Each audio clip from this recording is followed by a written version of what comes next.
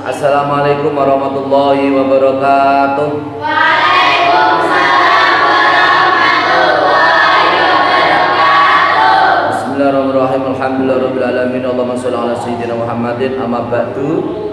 Ngaji pada kesempatan ini adalah kita mengaji tafsir surat Al-Asr yang saya ambilkan dari tafsir Jalalain dan tafsir Shawi dengan penjelasan sebagai berikut. Bismillahirrahmanirrahim.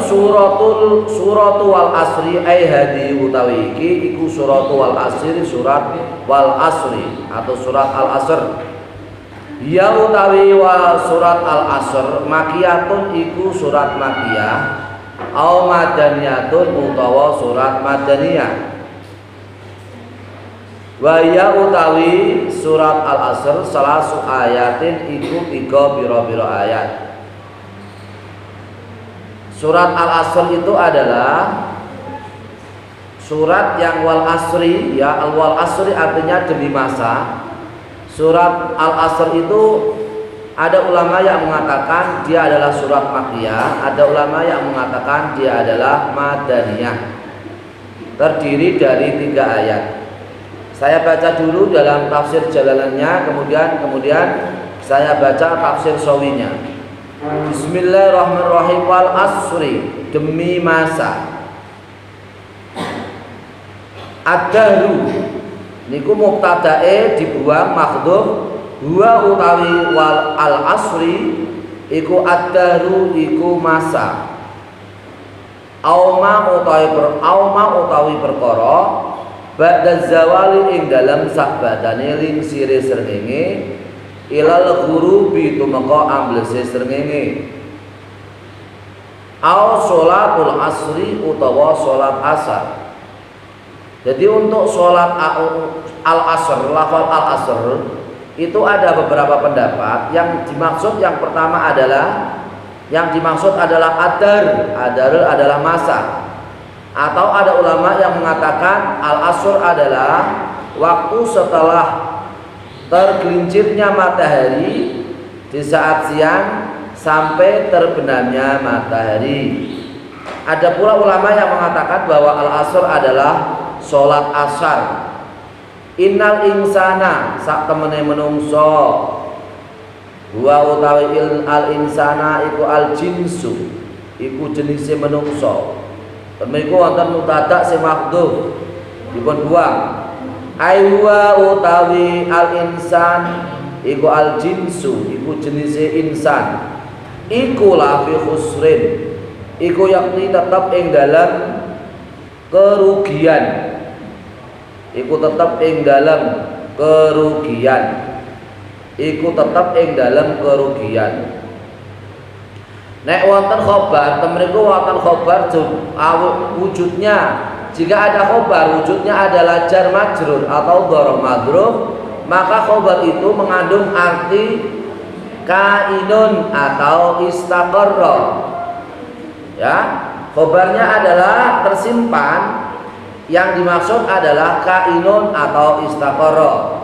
Wa akhbaru bidharfin au biharfi jar namina man kainin istaqor.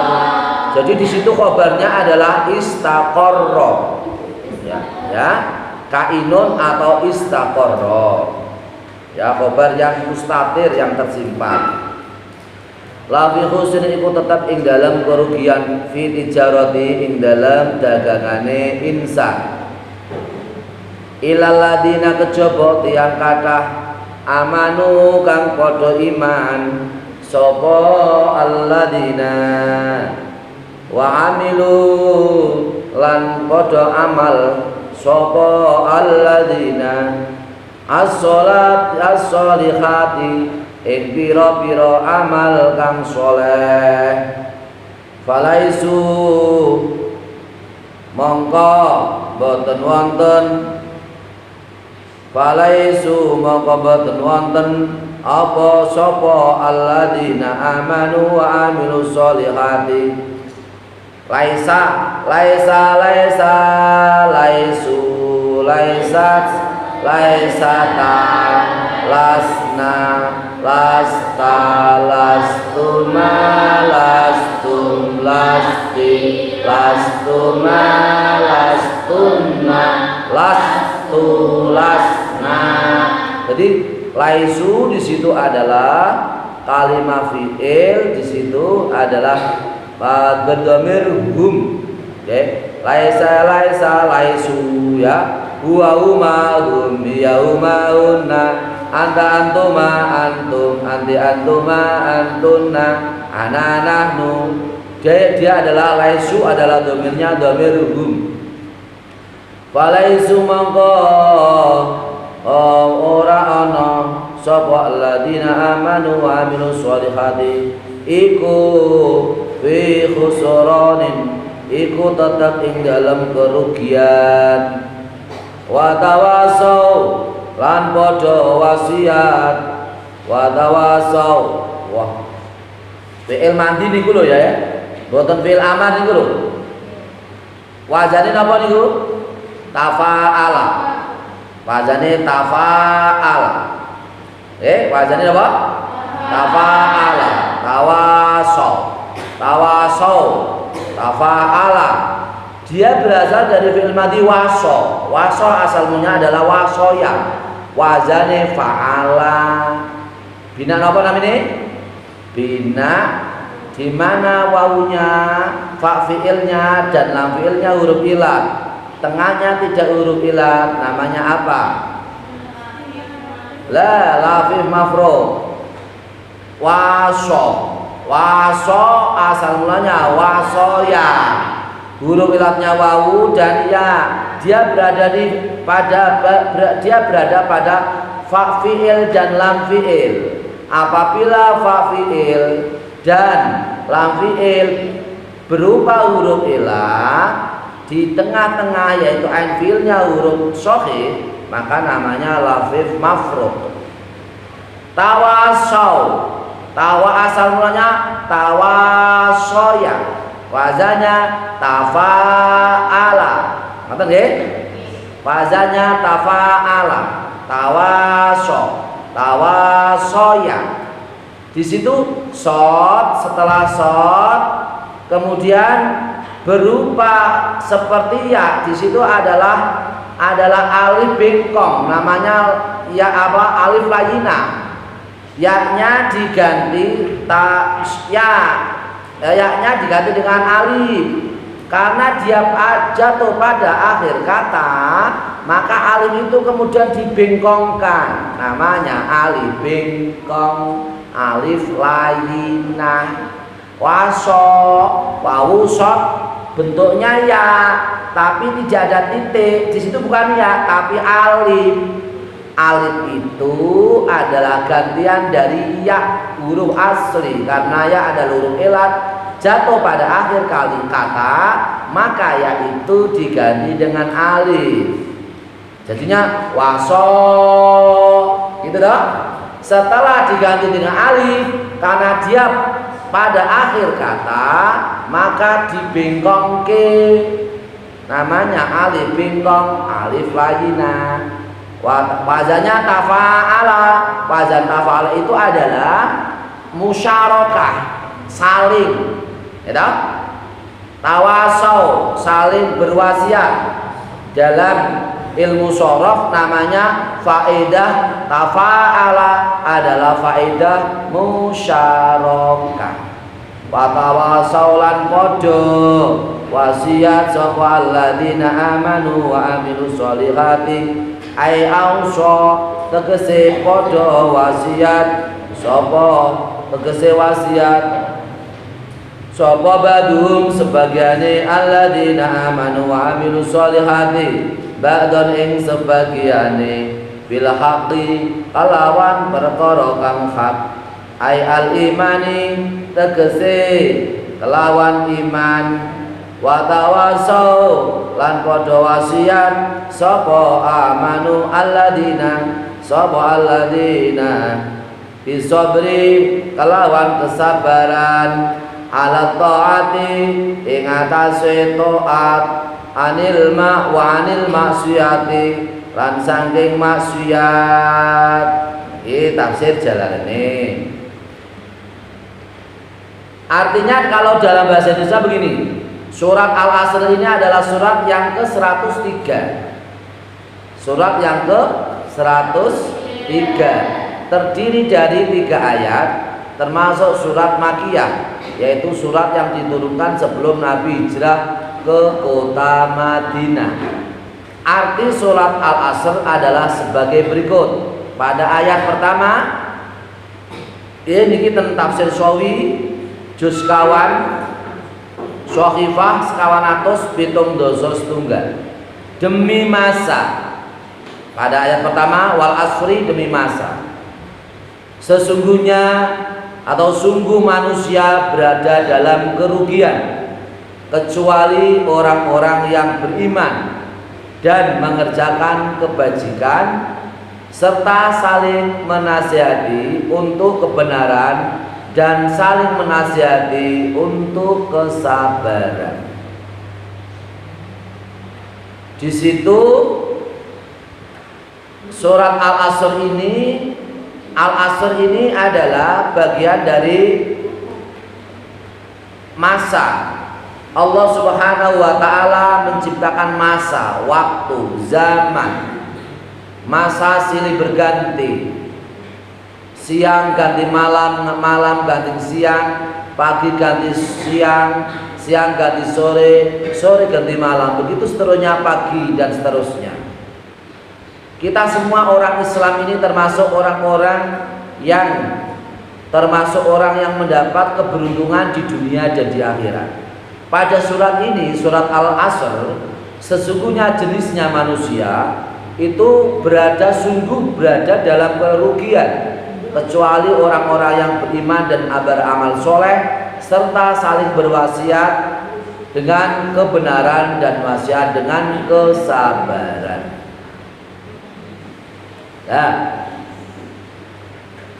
waktu itu tidak terasa.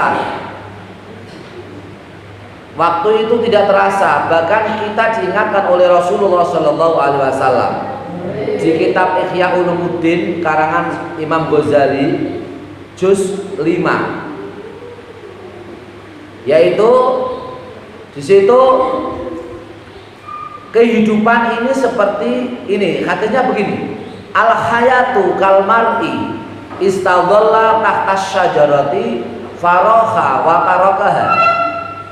Al hayatu kal mar'i istadalla tahta syajarati faroha wa tarakaha. Kehidupan ini adalah seperti seseorang yang bernaung di bawah pohon sejenak. Ia istirahat sejenak bernaung di bawah pohon, kemudian ia istirahat. Setelah istirahat di bawah pohon itu ia istirahat, kemudian ia meninggalkannya. Seseorang meninggalkannya. Kita semua hidup ini adalah sebentar, dibatasi oleh masa, dibatasi oleh waktu. Rasulullah Shallallahu Alaihi Wasallam mengingatkan seperti itu. Kehidupan ini seperti seseorang yang bernaung, ngiyuk bahasa Jawa nih, ngiyuk atau bernaung di bawah pohon, istirahat sejenak. Setelah istirahat kemudian ia meninggalkan dari tempat iup-iupannya. Orang Jawa mengatakan urip iku koyok mampir ngombe. Hidup itu seperti mampir ngombe, mampir minum. Orang yang mampir untuk meminum berarti sebentar. Di sini pada surat Al-Asr ini, sesungguhnya jenisnya manusia itu dalam kerugian kecuali orang-orang yang beriman dan beramal soleh. Berarti orang yang beriman dan beramal soleh itu tidak rugi. Di situ ada 2 unsur dalam surat Al-Asr, yaitu yang pertama adalah iman, yang kedua adalah amal soleh, yang ketiga adalah wasiat kebenaran, yang keempat adalah wasiat kesabaran. Di situ dalam tafsir Sawi dikatakan ada hak-hak manusia. Manusia yang mempunyai kewajiban. Kewajiban yang pertama namanya hakullah, yaitu yang pertama dan kedua, yaitu kita harus beriman dan beramal soleh. untuk Allah Subhanahu wa ta'ala. Kewajiban yang kedua adalah hakku ibadi, yaitu kewajiban kepada hamba-hambanya Allah, sesaling hambanya Allah Subhanahu wa ta'ala, yaitu wasiat kebenaran dan wasiat kesabaran. Kita semua hidup ini harus saling mengingatkan kepada kebenaran dan saling mengingatkan kepada kesabaran. Di mana saja kita hidup sebagai komunitas atau masyarakat, apakah itu di sekolah, di madrasah, di masyarakat, di lingkungan kantor, di pasar, dimanapun kita berada, maka kewajiban kita satu dengan yang lain adalah saling mengingatkan, wasiat mengingatkan kebenaran dan mengingatkan kesabaran. Ini kemudian saya baca tafsirnya, tafsir Shawi ini. Di situ tadi bahwasanya surat Al-Asr itu ada yang mengatakan makiyah atau madaniyah. Maksudnya gimana ini? Pakai huruf ataf au. Huruf ataf au itu artinya ada ulama yang memilih makiyah, ada ulama yang memilih madaniyah, atau ada ulama yang membagi di situ. Surat Al-Asr ada yang mengatakan, ada yang memperbolehkan ia adalah makiyah, ada yang mengatakan madaniyah, karena di situ ada huruf ataf au. Huruf ataf au itu faedahnya adalah sebagai berikut ini: khair abi qasim bi au wa abhimi wasqu wa idrabun bi au wa abhi aidan numi wasqu wa idrabun biha aidan numi. Dan alfiah dan bab huruf ataf, khair abi qasim bi au wa abhimi wasqu wa idrabun biha aidan numi. Ya, khair itu artinya tahyil, memilih. Abih itu artinya ibahah, boleh. Ya, boleh, ibahah namanya. Qasim itu artinya taksim, pembagian. Al kalimatu imma kalimatul ismi, kalimatul fi'li, au kalimatul ismi, au kalimatul harfi. Kalimah itu dibagi menjadi 3, yaitu kalimah isim, kalimah fi'il, dan kalimah huruf menggunakan huruf ataf au. Situ au faedahnya adalah taksim, yaitu pembagian, ya, pembagian. Demikian ngaji kita, semoga bermanfaat. Wallahu muwaffiq ila aqwamit thoriq. Wassalamualaikum warahmatullahi wabarakatuh.